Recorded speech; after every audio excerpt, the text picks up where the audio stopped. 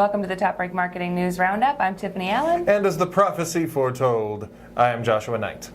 Yes, you are. I mean, it wasn't a prophecy so much as like a warning sign. You know, like when you see slippery when wet on a road, that's like a prophecy that if the road is slippery, you're going to fall. So kind of a cautionary tale, kind of a warning.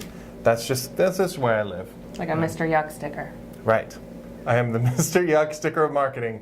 And I think I'm gonna patent that as my little catchphrase. TM. All right. Right? I get half. You know, by the way, speaking of Mr. Yuck and marketing, not at all, because what I'd actually like to talk about is mobile, which is the future. Everybody's on mobile. Turns out Facebook is making, wait for it, 84% of its ad revenue on mobile. We're talking 1.23 billion daily users of Facebook, 1.15 of them are mobile. So there's like two dudes sitting in a house going to Facebook on desktop. That's about all they have left. The last time I used Facebook on desktop Right. for myself. Oh, I can't remember that at all. Nope. Certainly not at work. So what's interesting about this, the IPO for Facebook in May of 2012, they had 0% of their revenue coming from mobile. So in 5 years, Big the increase. majority of their business model, Q4 of last year, $8.63 billion. Roughly my take-home pay. Yeah. If we're talking net versus gross. Say, Yeah. pretty close.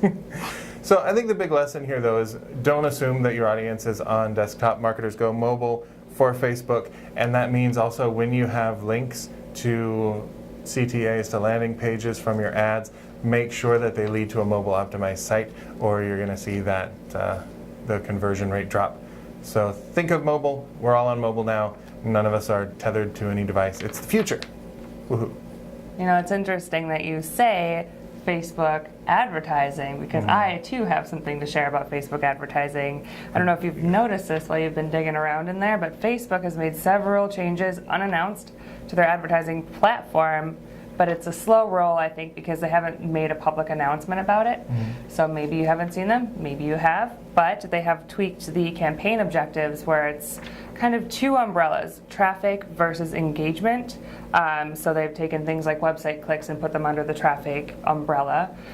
They've also used, enabled the use of animated GIFs? GIFs. That's the one.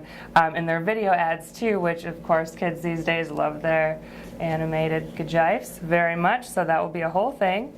You can also evaluate your ads using date comparison just to see how things have been working. And you can also see reach and conversion estimates, which I think is really interesting. You put in your budget, you put in your time, and then they can tell you, okay, this is approximately how much of your audience you're going to reach. So that's something that we've been looking for as marketers, like, how do we know how this is going to go when I tell, my boss or a client, well, this is what you're looking at. So that's something that we're excited to kind of see develop over time. Hopefully they keep that feature in the least. It's nice seeing Facebook get ever more friendlier to marketers. Is the one other social network, which, not social, of course, but a platform upon which one may put content, Snapchat is maybe not doing so well with courting marketers. They just released their filing for their IPO, and there were some interesting things that came out of that filing, if I may share them. I would like to hear them. All right. Please take a video of this on your Snapchat spectacles and post it so I can see it. But so Snapchat has 158 million daily users, which is good. But that is kind of plateauing, like growth went hua, and then it went kind of hya. And so maybe starting to taper off. They are really big in 18 to 34 demographic, coveted demographic, millennials, lots of money. As am I, the show, for example. Right? With your 1.25 billion in quarterly revenue. Obviously. Exactly. But what they're seeing is that people who are over 25 are only on the platform 20 minutes a day, so people might be aging out of the platform. They also reported, so this is stuff that Snapchat is self-reporting in their IPO.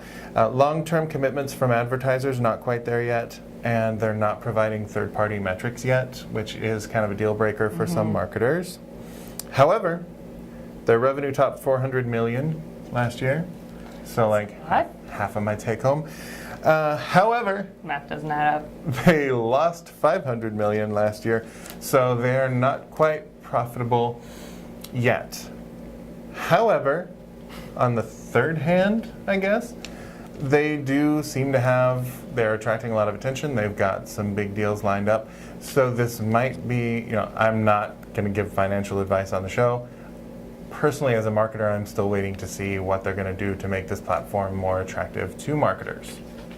I was going to interrupt you there, but I thought it'd be really annoying and kind of rude of me to do, so I didn't. Are you finished? Yes. Okay.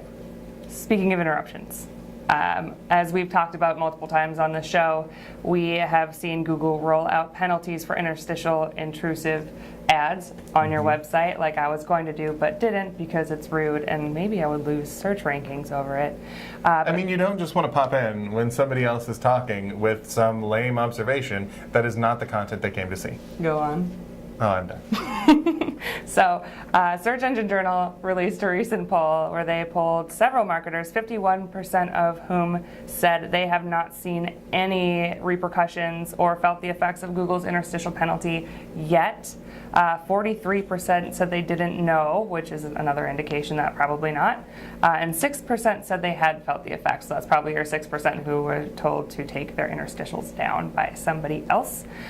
This could be because Google does take some time to recrawl. So it wouldn't be surprising for us to see in the next month or so even those numbers start to either drop or increase depending on your stance on intrusive interstitials. As Josh pointed out, they're very convenient. Intrusive interstitial is also a thing to say if you're having trouble enunciating clearly. Intrusive interstitial.